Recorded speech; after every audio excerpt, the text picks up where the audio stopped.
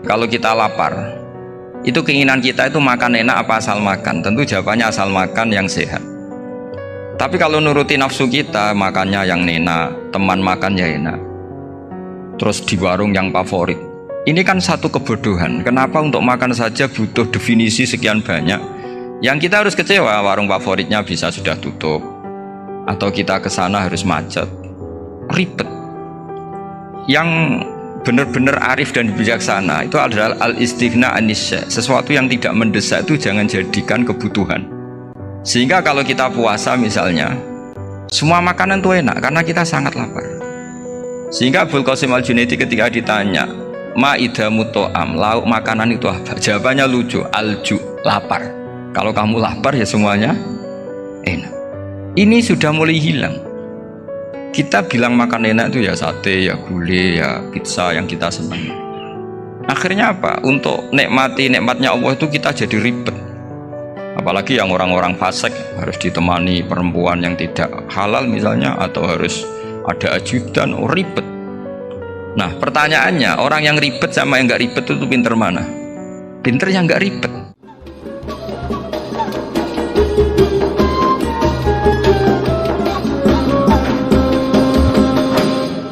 Setelah saya jadi kiai dan penelitian, saya itu berkali-kali didatangi dokter, tentara, juga polisi. Mereka sering bilang gini, Gus saya ini dokter negeri. Saya ke NTT, ke Papua, karena saya muslim, berkebutuhan Islam, maka dibikinkan musola, dibikinkan masjid. Kalau kiai tidak bisa, bikin sendiri urunan mau narik siapa.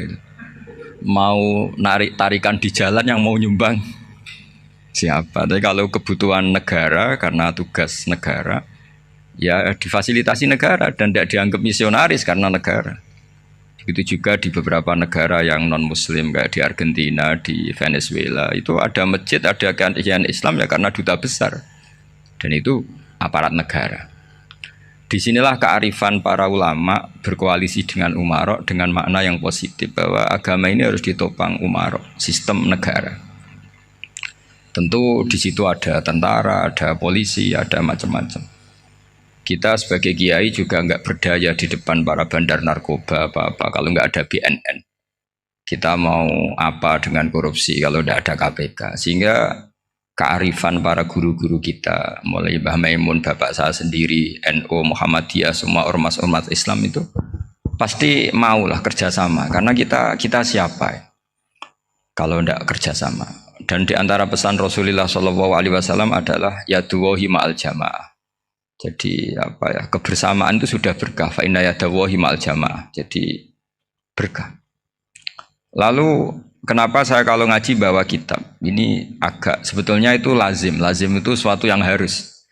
Tapi karena kelamaan mubaligh itu tidak pakai kitab. Seakan-akan bawa kitab itu yang aneh. Sebenarnya aneh mereka. Karena begini logika simpelnya ya. Umat Nabi ini berhak dapat apa coba? Berhak dapat warisan yang paling luhur, paling hebat, paling jernih. Apa itu Quran dan hadis?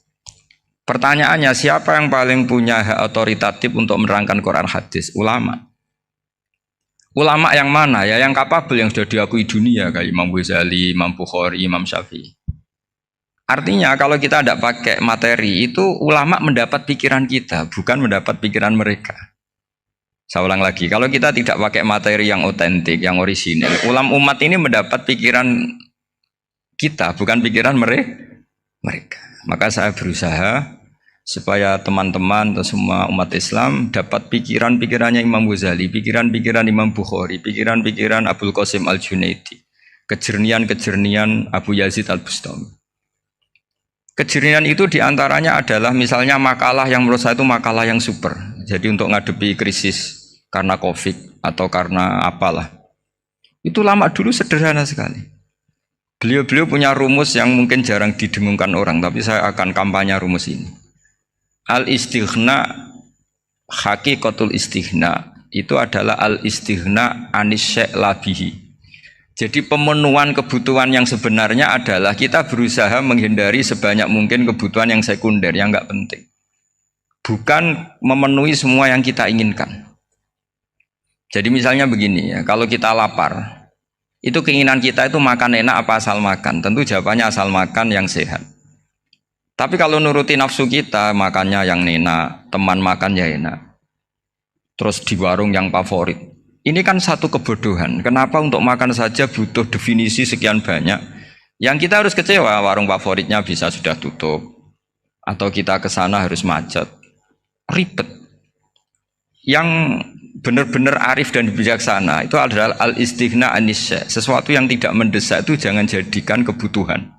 Sehingga kalau kita puasa misalnya, semua makanan itu enak karena kita sangat lapar.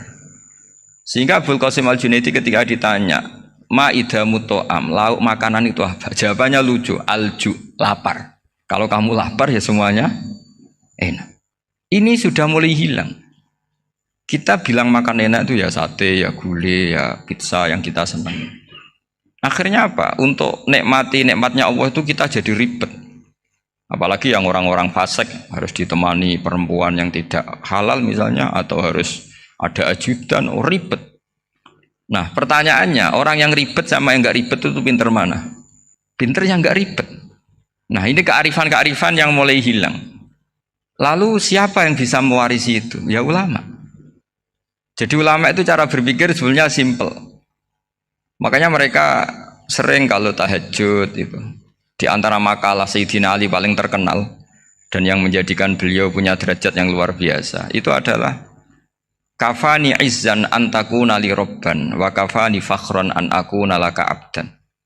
Ya Allah, saya ini sudah begitu mulia, begitu terhormat dan sangat-sangat terhormat karena yang menjadi Tuhan itu Engkau. Jadi rumus pertama itu karena menjadi Tuhan itu Engkau. Hanya Tuhan yang abadi, Tuhan yang pertama, hanya Tuhan yang al-awwal. Coba ya Allah, kalau saya ini punya Tuhan Fir'aun, punya Tuhan mati jadi tontonan lagi, itu kerennya di mana coba? Andaikan kita punya Tuhan Fir'aun, atau punya Tuhan yang asal usulnya manusia, apapun hebatnya manusia itu, kita punya Tuhan manusia itu. Tuhan yang lapar, yang kalau nggak makan mungkin pingsan, mungkin bisa kena COVID, nanti Tuhannya diisolasi, kayak apa? Makanya ketika Tuhan Allah menyindir ketuhanan selain Allah itu, Allah hanya menyindir dengan kalimat sederhana, karena yakulanit to'am, yang kamu tuhankan itu masih makan. Artinya kalau nggak makan ya lemes. Jadi lama-lama ada orang gini, alhamdulillah tadi Tuhan mampir ke saya, kelihatannya lapar, setelah tak kasih makan sehat lagi. Susah nggak punya Tuhan yang seperti itu. Beda dengan Tuhan kita, Tuhan yang nggak butuh makan, nggak butuh minum, al-qayyum, zat yang berdiri sendiri tanpa butuh yang lain, al-awwal. Sebelum ada langit bumi sudah ada Tuhan kita yaitu Allah. Bandingkan dengan Tuhan-Tuhan yang dipertuhan yang lain, yang adanya setelah bumi, misalnya Fir'aun dan sebagainya. Sehingga Sayyidina Ali pertama jadi kebanggaan apa? Kafani izzan antakuna li robban. Saya ini keren betul karena punya Tuhan yaitu Engkau. Tuhan yang lahul asmaul husna, Tuhan yang semuanya punya kebaikan, punya keabadian, punya keagungan. Terus wa kafani fakhron an akuna laka abdan, dan saya bangga sekali karena saya menjadi hambamu. Kalau saya jadi hambanya Pak Rektor ribet kan? Sudah tak hormati ternyata nanti tidak rektor. Ya kan ribet kan? Terus pokoknya ribet. Jadi budaknya manusia itu ribet. Makanya ada seorang wali datang ke temannya yang jadi presiden atau jadi raja. Datang ke situ karena tidak punya uang, mau minta uang karena temannya raja. Setelah sampai sana ternyata temannya ini karena orang soleh pas berdoa, ya Allah saya minta ini, minta ini, minta ini. Terus si wali tadi pulang. Tanya, kenapa kamu pulang? Ternyata dia sama, masih minta-minta kayak saya. Jadi sederhana deh. Sama-sama minta kamu, minta zat yang kamu mintain katanya. Jadi dulu itu orang itu sebegitu dekat dengan Allah. Sehingga si raja ini terus ketemu wali tadi tanya, kenapa kamu menyepelekan saya padahal sekarang saya raja? Terus ditanya sama wali tadi, karena temannya, kalau kamu di padang pasir tidak bisa minum dan harus minum 1 gelas, dengan ongkos kamu harus mengasihkan semua kerajaan kamu demi minuman itu. Pilih mana, minuman apa tetap jadi raja? Ya saya milih bisa minum. Saya tidak raja tetap hidup, tapi kalau nggak minum mati. Bagaimana Anda bangga dengan satu kerajaan sing la yusawi kak samain, yang tidak sama dengan segelas air. Jadi Artinya terus mereka melihat jadi raja itu ya biasa, jadi presiden biasa, jadi rektor biasa. Karena mereka biasa berlogika hakikatul izzah itu ya taqarrub ila Allah, yang benar-benar terhormat itu ya dekat dengan Allah. Begitu seterusnya mereka bikin paradok-paradok yang aneh, tapi itu menjadi pelajaran. Bapak saya Ki Nur Salim itu senang baca anekdot Nasiruddin Koja. Itu kalau bikin orang-orang aneh, itu dia datang ke satu pesta pakai baju lusuh, pakai sarung lusuh atau celana lusuh, sama Sohibul Bait yang punya acara dibiarin. Setelah dibiarin dia pulang pakai jas, pakai dasi, pokoknya keren, dihormatin, pakai alpat, pokoknya dihormatin, silahkan. Pas dia disuruh minum, minumannya itu disokkan saja ke sakunya. Jas, kamu harus minum yang banyak karena kamu yang dihormati, bukan saya. Terus makanan ya semuanya diletakkan di saku, ada yang apa, ayo kamu makan yang banyak. Alpatnya juga gitu, dikasih sate apa, ayo kamu makan yang banyak. Mereka tidak melihat saya, melihat kamu. Akhirnya orang satu pesta itu istighfar semua, berarti kita ini salah. Terus dia pidato, kenapa kamu uang gitu? Tadi saya datang, orangnya sama. Gara-gara beda pakaian, penghormatannya beda. Berarti yang berhak dapat makanan ini jasa ya, bukan saya. Betapa naifnya kita sebagai orang. Ternyata kita masih hormat sesuatu yang seperti itu, yang atribut lah. Jadi orang-orang sufi itu orang yang bisa menertawakan dunia. Akhirnya ya, pertama dia dianggap orang gila, masa jas dikasih makan, dikasih minum. Tapi secara fikih dia benar, haram dia makan. Karena pas dia datang dibiarin, setelah pakai jas dikasih makan. Berarti hakikat yang dapat rezeki siapa? Jasnya apa orangnya? Jasnya apa orangnya? Jasnya.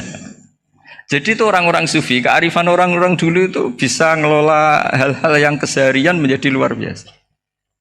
Ada seorang wali melihat istrinya makan satu piring, anaknya makan satu piring. Ditanya, kalian kenyang? Wah, kenyang sekali. Melihat anaknya minum kopi satu cingkir, senang. Kalian senang-senang sekali. Wah, kalau senang dengan hal-hal yang murah bisa, ngapain harus senang dengan hal-hal yang mewah? Bodoh sekali saya. Sehingga terus mereka bisa qanaah. Qanaah itu ya hidup itu simpel, sederhana. Jadi tentu saya tidak akan ngomong yang muluk-muluk, selain itu tidak bidang saya juga apa ya. Kita ini butuh obat di kondisi seperti ini, butuh kesederhanaan, butuh apa ya, istighna tadi. Kita harus istighna billah an ghairillah. Jadi sudah cukup bahwa Allah ini segalanya. Sehingga di antara tugas suci Nabi Ibrahim dan semua nabi adalah wa ja'alaha kalimatam baqiyatan fi aqibi. Nabi Ibrahim itu nabi yang diberi gelar Allah. Dia adalah nabi yang menjadikan kalimat tauhid itu kalimat yang abadi. Fi aqibih, di anak turunnya, di semua generasinya, baik anak turun karena gen maupun karena pembinaan, karena pendidikan. Ini penting sekali saya utarakan karena apa? Satu kehidupan itu sebenarnya digerakkan oleh kata-kata, oleh moto kalau orang bahasa modern. Sehingga banyak ulama mengatakan al-ibarat kutun li'ailatil mustami'in, bahwa redaksi atau moto atau pegangan hidup itu penggerak kehidupan. Sehingga sebetulnya manusia itu digerakkan oleh kalimah-kalimah itu, oleh moto-moto itu, oleh prinsip-prinsip hidup itu. Misalnya orang Palestina itu tiap hari ke pasar gitu. Mereka ke laut gitu. Ditanya, kenapa tidak takut tembak Israel? Jawabannya lucu. Kena tembak ya mati, nggak makan ya mati, nggak kerja ya mati. Ya sudah, sama-sama mati ya, mendingan aktivitas normal. Tapi saya tidak menyarankan itu untuk melawan COVID. Ini cerita saja. Kamu jangan provokator itu. Karena ini wilayah sensitif. Jadi banyak orang yang poligami, kalau ditanya alasannya gitu, istri satu ya cerewet, dua ya cerewet, mendingan 4 katanya. Ya banyak ya gitu. Tapi ada yang kebalikan, istri satu cerewet saja hampir jantungan, apalagi 4, tinggal matinya kan gitu. Itu semua yang menggerakkan itu kalimat. Kalimat itu satu pegangan. Banyak orang loh yang nggak ingin jadi rektor tuh banyak loh Pak Bejo. Jangan kira semua dosen ingin jadi rektor. Melihat rektor sibuk rapat, mempertahankan reputasi Unisula, terus sering pegang kepala. Ngapain repot-repot? Jadi tukang sapu aja dapat gaji, ngopi, rokokan, selesai. Bodoh amat jadi rektor, mikir orang banyak. Banyak loh orang yang nggak ingin jadi presiden tuh banyak. Karena ngopi nyaman, nggak ada yang ganggu. Mau tidur sampai jam 9 siang juga nggak ada yang ganggu. Sehingga mereka melihat pegawai negeri itu gak keren, orang kok diatur jam, disiplin. Itu memang cara Allah membagi rahmat. Mau kamu apakan coba? Cara syukurnya dia seperti itu. Bapak saya dulu tuh sering ngajarin saya, diajak jalan-jalan pagi-pagi. Melihat orang ngopi, makan uduk itu bapak seneng. Kok enak jadi wong awam. Ngene esuk-esuk nyemak bocah kesel kabeh kono enak ngopi rokokan. Bapak kadang iri sama orang awam itu iri. Sudah gitu berharap masuk surga kan enak sudah gitu. Tahu-tahu mati, tidak tahu ke surga apa ke neraka ya tidak tahu. Jadi nah, orang dulu itu orang yang bisa mensederhanakan dunia. Sehingga ya sudah cara bahagia. Makanya saya alhamdulillah saya ini kerjasama sama UII sama beberapa kampus. Memang amdan itu sengaja. Kampus itu ya punya sistem yang nggak bisa mewakili sistem kiai. Kiai juga punya sistem yang nggak terwakili oleh kampus juga sebaliknya saling melengkapi. Saya sering ketemu rektor UI, rektor kampus-kampus Islam. Mereka cerita, Gus pendidikan pondok harusnya dimodernkan gini-gini. Saya bilang, kalau pondok modern kayak kampus itu nanti saya ketemu Allah tidak bisa jawab. Kenapa Gus? Saya beri contoh gini. Kalau misalnya perempuan perawan lah atau apa saja, namanya perempuan, mau tanya tentang menstruasi atau haid. Kalau semuanya sistem kampus, dia harus kuliah dulu. Registrasi dulu, kuliah dulu, bayar dulu. Dan dapat jawabannya nunggu mata kuliah pas itu. Bandingkan kalau sistem pondok, saya tuh sering ke pasar sama anak saya dicegat sama ibu-ibu. Gus, anak saya ngalami gini-gini, keluar darah terus menerus, nggak 6 hari tapi 1 bulan penuh. Itu hukumnya apa Gus ya? Nanti saya mau sowan ke jenengan. Nggak usah sowan di sini aja. Ya sudah, sebelum mengeluarkan darah yang rutin seperti itu biasanya haidnya berapa hari? 6 hari ya sudah ikut yang 6 hari, yang lainnya istighatsah. Ngoten tok Gus, ya udah ya. Begitu terus di masalah udhiyah, Pak. Ya coba kalau semuanya pakai sistem kampus, daftar dulu, bayar dulu. Jadi ini nggak ada jawabannya, nunggu mata kuliah itu. Baru dapat jawaban, itu biasa nggak sholat bertahun-tahun karena belum ada jawaban tentang itu. Ya itu kalau misalnya orang mati, tahunya cara memulasara jenazah itu nunggu kuliah dulu, pas mata pelajaran itu dulu, baru menangani orang mati. Berarti orang mati itu tergeledak semua. Tapi kalau kiai kan enggak. Kesini orang mati terbakar, kalau dimandiin malah badannya copot-copot, itu gimana hukumnya? Ini ada orang mati Gus Kendat, ini disolati apa enggak? Ada orang mati oplosan ya kan? Itu disolati enggak? So sering ditanya gitu. Gak usah registrasi Pak Rektor, gak usah registrasi, gak usah daftar, gak usah seminar. Makanya kalau orang kampus wani kiai itu ya kualat tenan gitu, karena ini yang on time ya. Tapi pondok seperti saya ya ikrar seikrar-ikrarnya pentingnya kampus karena melatih efisiensi waktu, disiplin, tata kelola manajemen sehingga kita ya hormat. Tapi tadi kita harus saling melengkapi sehingga saya tunjukkan ke publik bahwa saya hormat sekali sama polisi, sama tentara. Coba kita bisa apa ngadepi bandar narkoba kalau enggak polisi? Bisa apa coba menjaga NKRI kalau enggak tentara? Begitu juga ya sudahlah kita memang fa inna yadallahi ma'al jamaah, kita berkah itu kalau bersama-sama. Enggak bisa kita sendiri. Nah lalu orang kayak saya itu ya beberapa kali sebetulnya saya itu ditawanin jadi dokter honoris causa apa. Kekhawatiran saya satu, takut pas nggak punya uang. Itu dokter kok di duit kan nggak pantas gitu. Jadi repot gitu, daripada beban lah sudah lah nggak usah dokter. Jadi kalau nggak punya uang ya pantas, terus kalau ngebis ya pantas. Suatu saat kalau mati nggak ada yang hadir ya pantas, nggak dokter gitu. Kalau sudah dokter kok masuk neraka, dokter kok masuk neraka kayaknya apalagi rektor kampus Islam kok masuk neraka itu kan kok kayak nggak pas itu. Misalnya rektor lah ditanya mungkar nakir nggak bisa kan kayak gimana gitu. Makanya harus sering ngaji saya supaya nggak malu di depan mungkar nakir. Masa rektor ditanya mungkar nakir nggak bisa. Harus berani bentak. Ini saya rektor loh Pak mungkar nakir masa kalau wali-wali dulu berani. Masyhur di cerita wali-wali ditanya marabbuka manabuka. Saya ini guru tauhid. Kok kamu tanya marabbuka manabuka yang ngelotok? Kok kamu tidak pernah ngaji enak aja tanya. Jadi wali-wali itu ya rileks ngadepi mungkin. Saya yakin rileks wali di Bang Pak Rektor. Saya yakin itu. Karena wali itu lebih dekat Allah.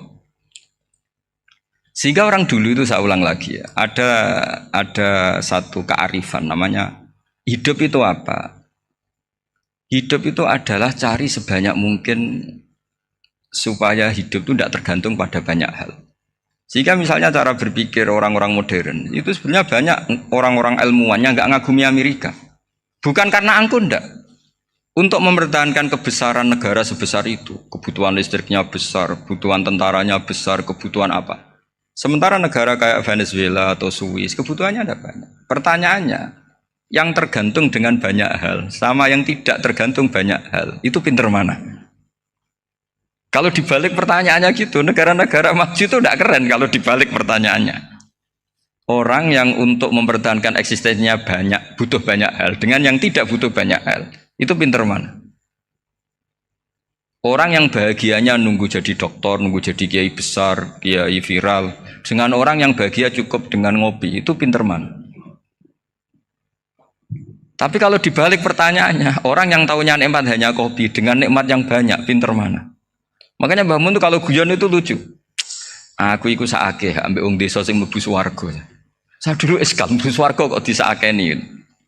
Akhirnya beliau memberi penjelasan. Wong desa iku roe pakanan enak, iku mau kopi mbek uduk. Lah swarga iku mau nuruti sing dikarepno. Akhirnya semua mangan wis ngopi, nguduk, ngopi ora roh pakanan liyane iku ora roh.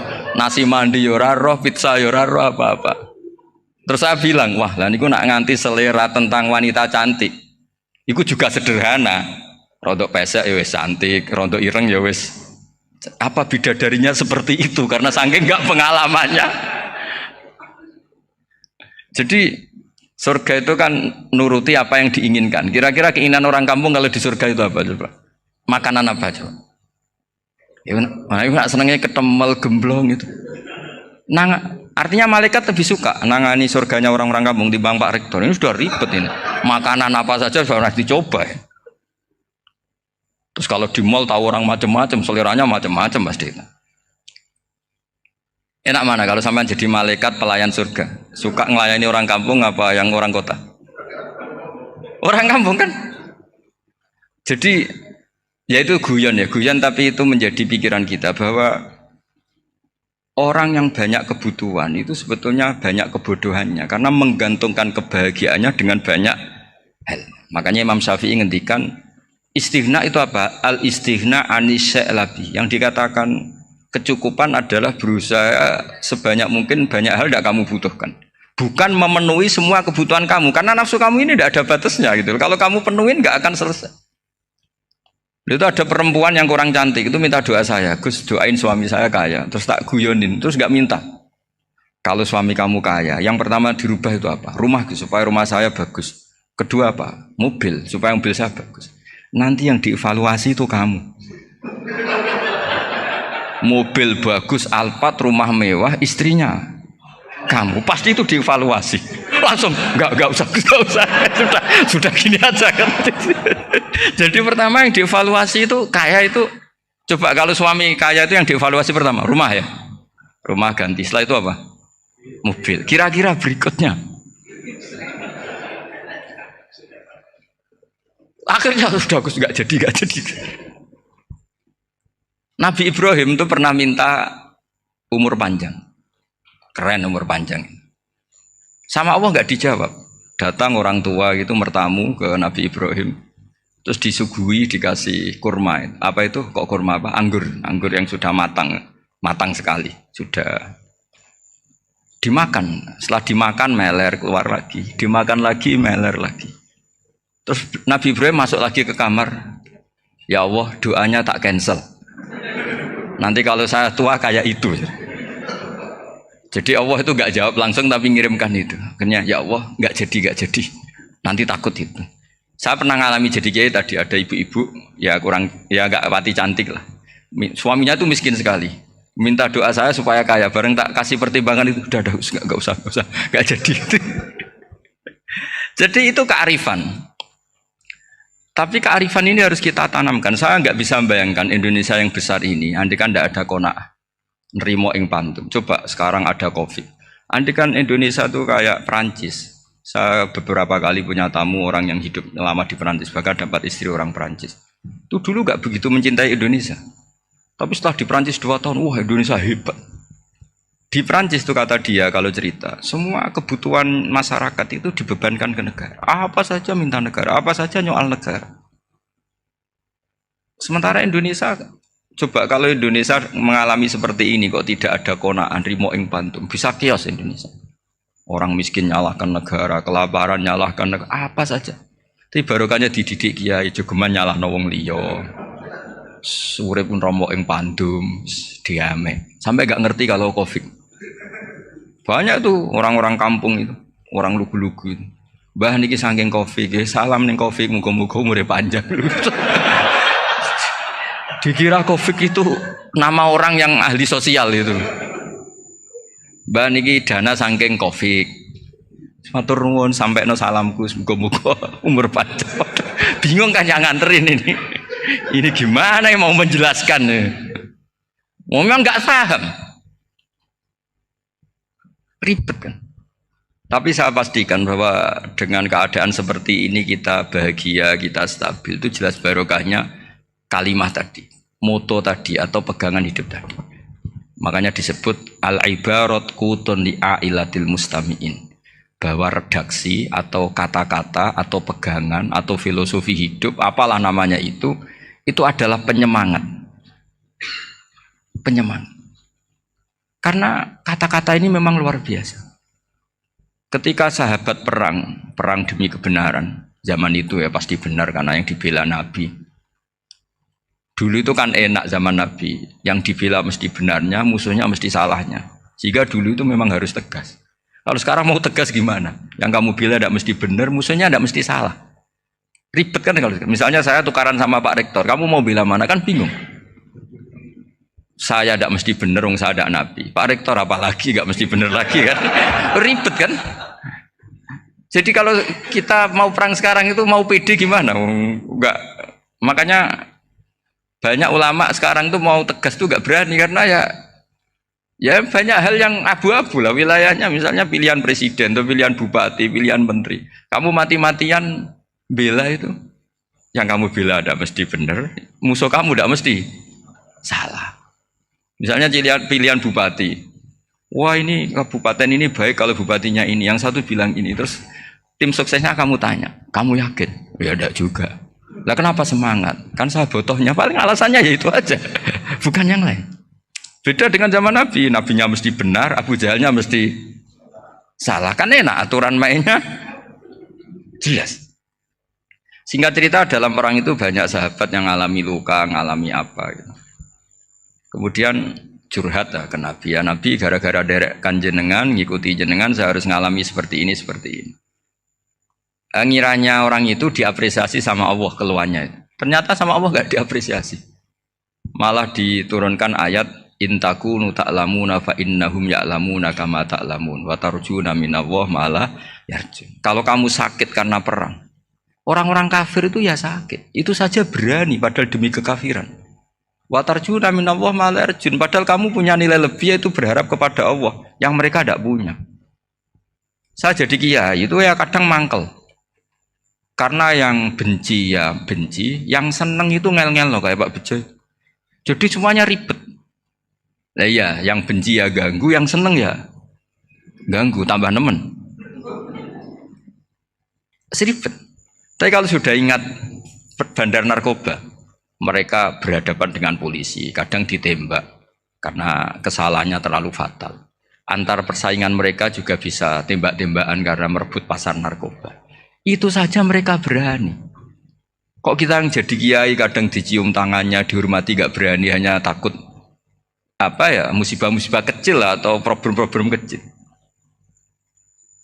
Lah iya, kalau kita bandingannya gitu. Kalau kamu mau tahajud kedinginan, itu masih nanti dihisap Allah itu gitu. Maling ayam itu keluar malam-malam, hanya dapat ayam. Itu gak takut dingin. Ya gak takut digebuki masa. Kamu mau tahajud saja takut dingin.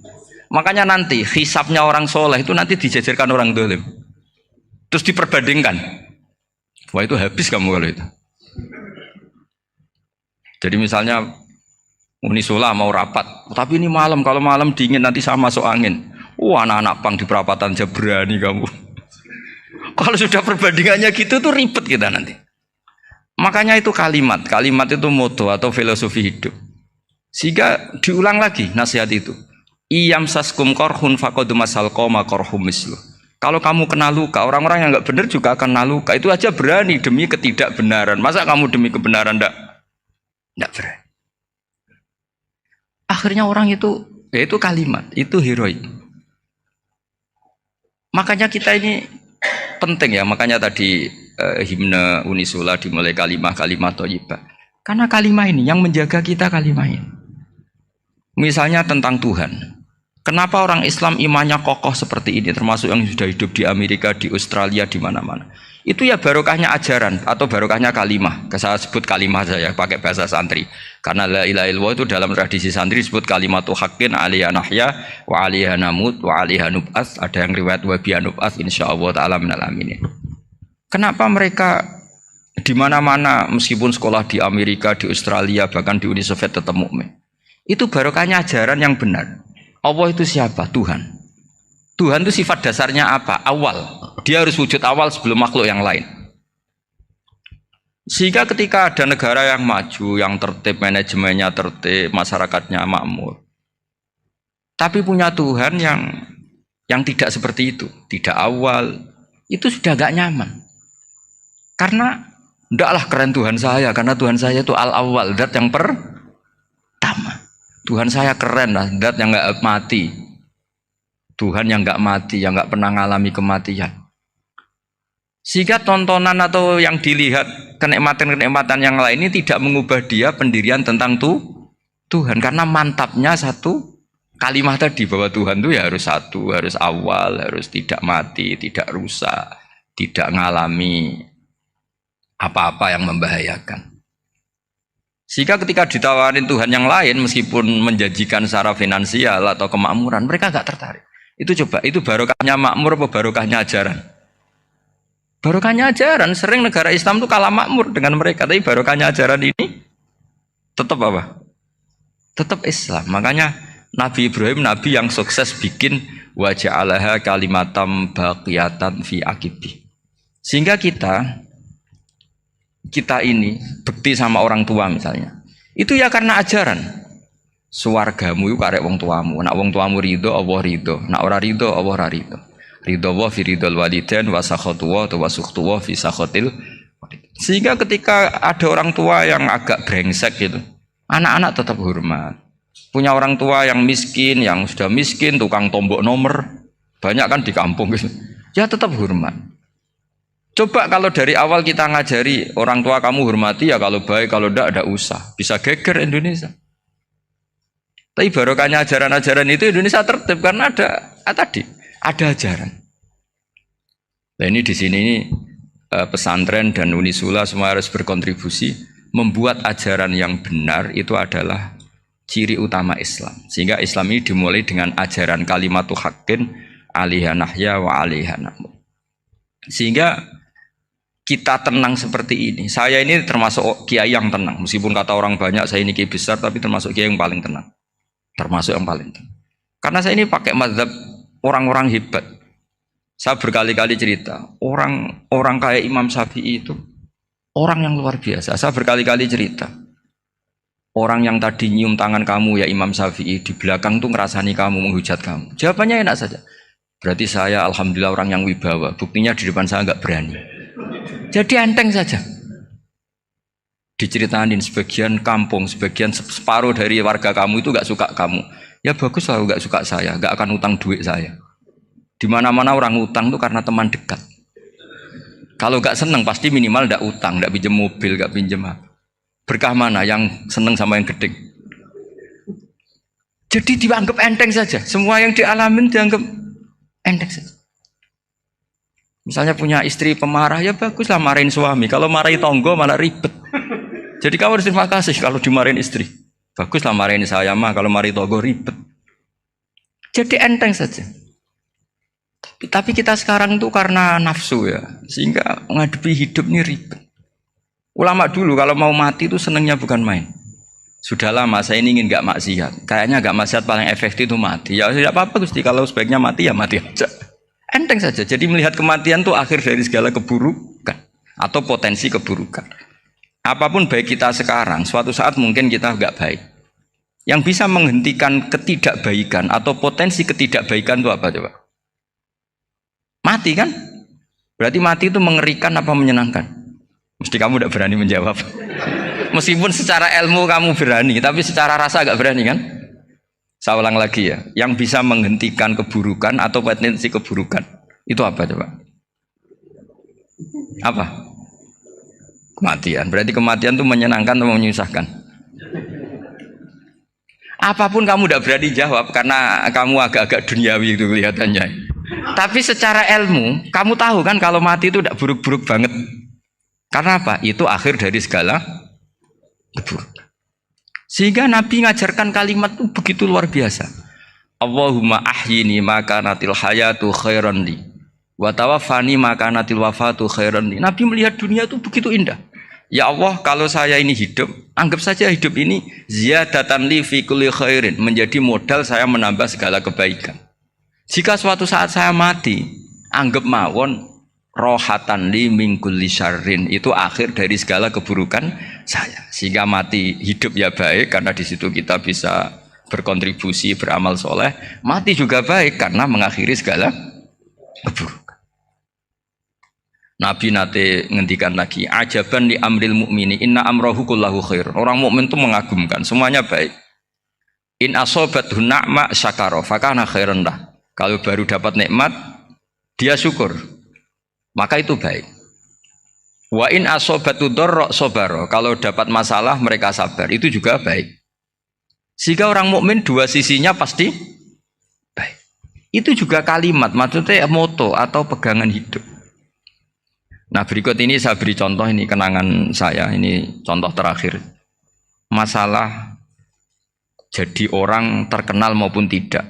Di sini dicontohkan Imam Ghazali di halaman 367 di kitab saya 367, juznya 3 di kitab Ihya Ulumuddin. Di sini beliau cerita betapa untuk menjaga ikhlas sebaiknya orang itu tidak terkenal, tidak syuhrah, tidak terkenal. Oke, itu kita sepakat ya, karena kalau terkenal mungkin orang dipaksa publik dengan tanda kutip untuk selalu berbuat baik, tapi karena jaim lah, jaga image atau apa.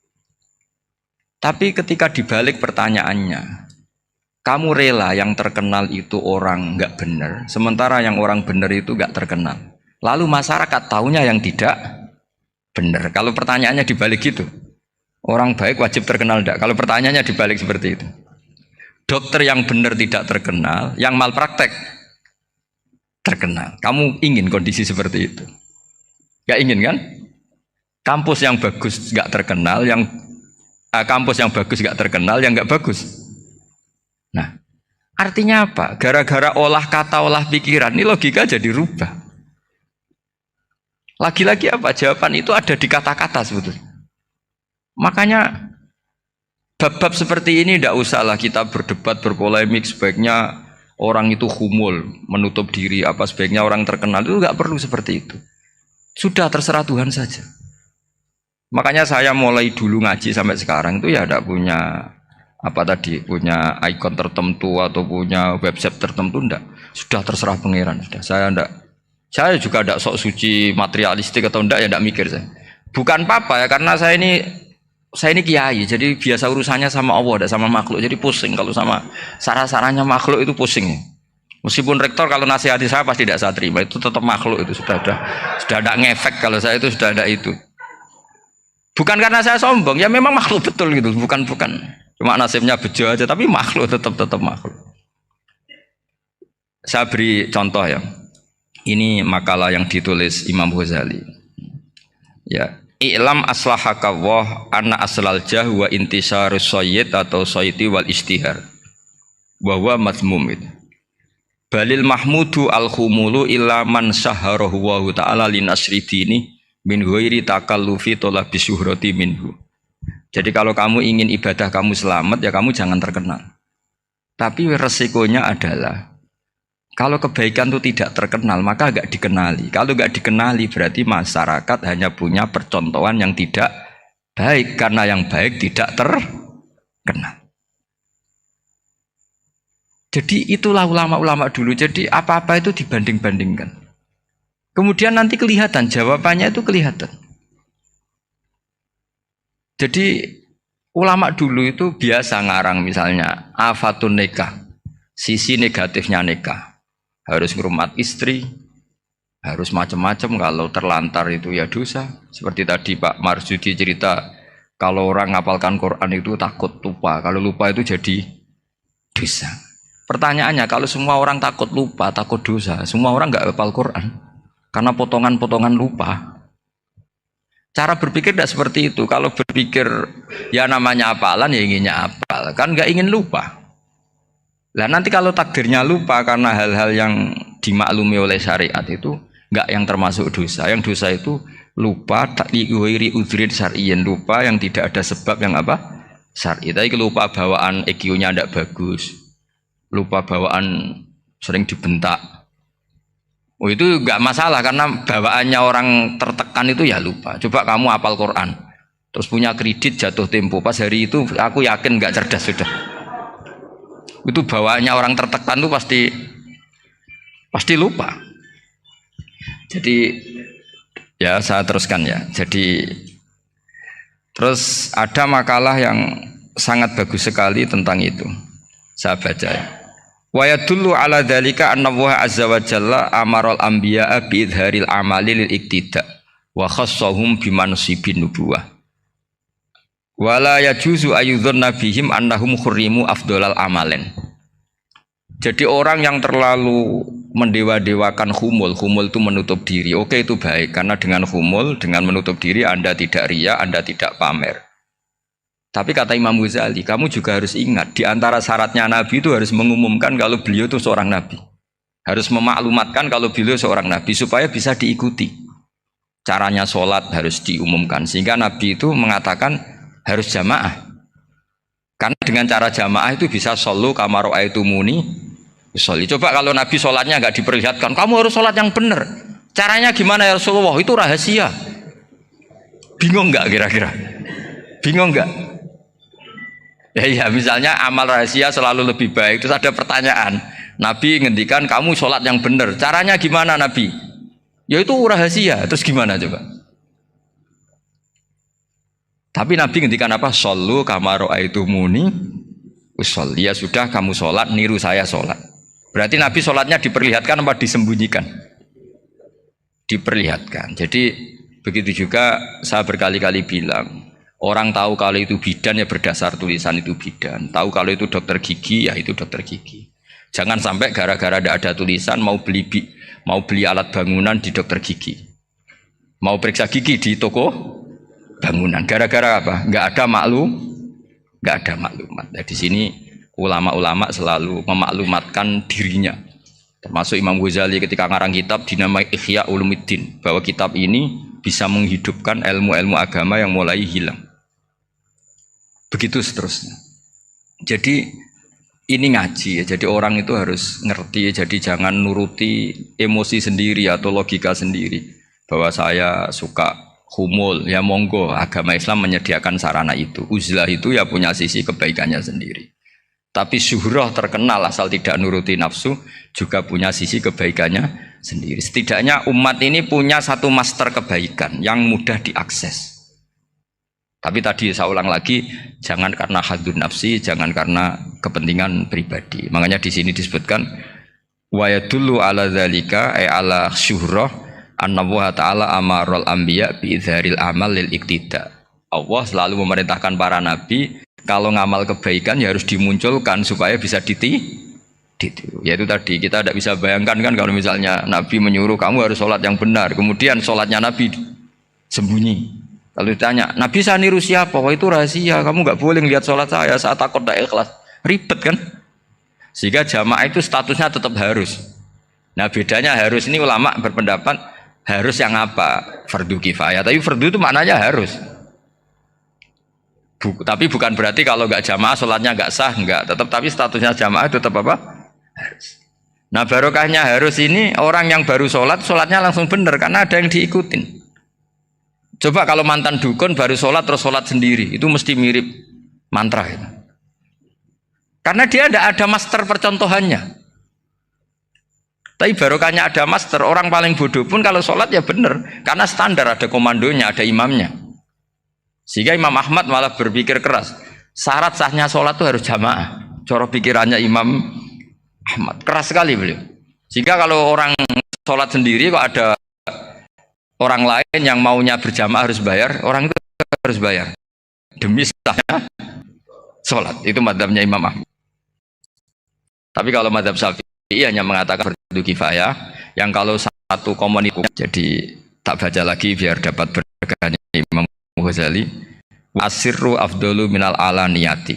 Terus kata sebagian ulama, al alaniyah itu afdal minas sirri. Terus diperbandingkan baik yang mana amal dipertontonkan sama ndak. Terus kata Imam Ghazali, kalau orang itu bisa jaga tidak riya, maka sebaiknya dipertontonkan karena kebaikan harus yang muncul, bukan yang tidak baik yang muncul. Makanya ketika memaklumatkan diri sebagai ingin jadi generasi khaira ummah, itu kalau diterjemah itu kan wow, khaira ummah, umat terbaik. Itu kan kayak agak angkuh. Tapi nggak apa-apa, itu nggak apa-apa. Masa kita kampanye siap degradasi moral kan ya lucu kan.